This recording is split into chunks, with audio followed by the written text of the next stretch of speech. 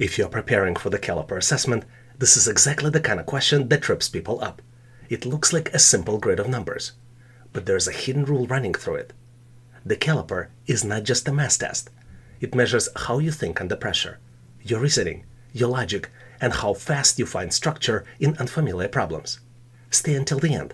Once you see what connects these numbers, you will start recognizing this pattern everywhere on the test. The grid is simpler than it looks, and the trick is knowing where to look. Take a close look at this 3x3 matrix. Numbers in the first row are 1, 2, and 4. Second row has numbers 2, 3, and 5. And then the third row only has two numbers, 2 and 6.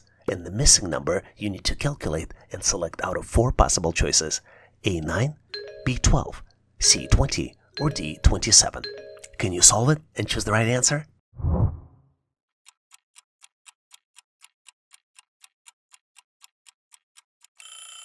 The trick pattern here is very simple, but it's hidden in plain sight for most. Instead of rows, we need to focus on columns. In fact, we need to multiply the two numbers at the top of the column to get to the number at the bottom.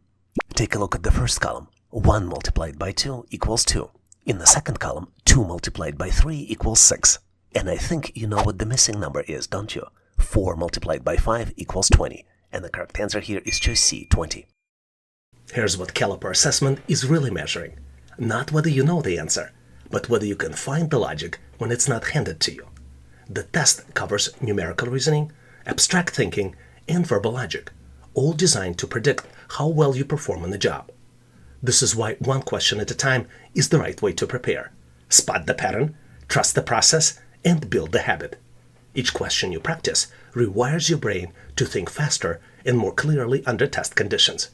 Watch more caliper and assessment style questions next here on Online Training for Everyone, and give yourself the edge before the test day arrives.